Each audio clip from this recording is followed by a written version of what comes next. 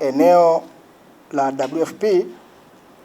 lipo eneo la kata ya Isaka, wilaya ya Shinyanga, katika halmashauri ya Msalala, lenye ukubwa wa takriban mita za mraba 29,450 sawa na ekari 7, ambalo lilikuwa linamilikiwa na WFP kama msambazaji mkubwa wa chakula katika kambi mbalimbali za wakimbizi katika maeneo ya DRC Congo, maeneo ya Uganda, maeneo ya Rwanda, Burundi, DRC Congo pamoja na Sudani ya Kusini. Ilikuwa ni eneo lao kubwa kwa ajili ya kupokea mazao kutoka nje yanahifadhiwa pale, na ilikuwa ni point ya kuweza kusambaza mahindi hayo au vyakula mbalimbali kuelekea kwenye kambi za wakimbizi, ambapo kuanzia mwaka 1996 walifanya kazi hiyo na wakaweza kujenga eneo lile. Kwanza kwenye ukubwa huo waliweza kujenga kwanza godown kubwa, lakini vile vile na godown kadhaa ambazo zilikuwa zinahamishika kwenye maeneo hayo. Lakini walijenga nyumba kubwa mbili za watumishi 2 in 1 ambako wanaweza kukaa watumishi katika eneo hilo. Lakini vile vile kikubwa zaidi ni uwepo wa miundombinu,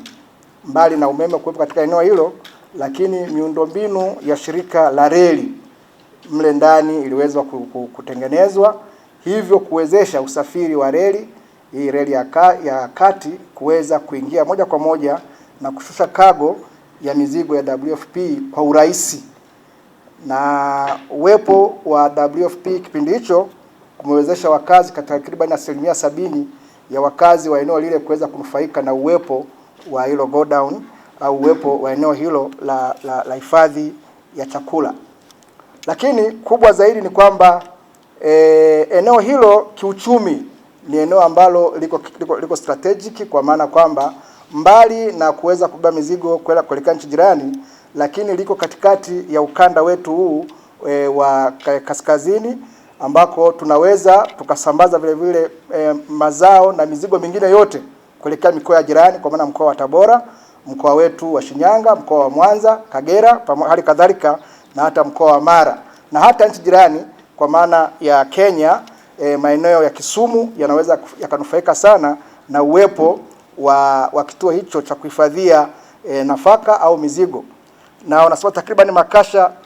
360 yanaweza yakapokelewa pale na kuhifadhiwa na hatimaye kuweza kupelekwa maeneo mbalimbali. Kwa hiyo kwa haraka tunaona kwamba ni eneo ambalo linafaa sana kwa wenzetu wa TRC, lakini mbali na hapo hata kwa wengine ambao watapenda kutumia eneo hilo kwa ajili ya kuliendeleza.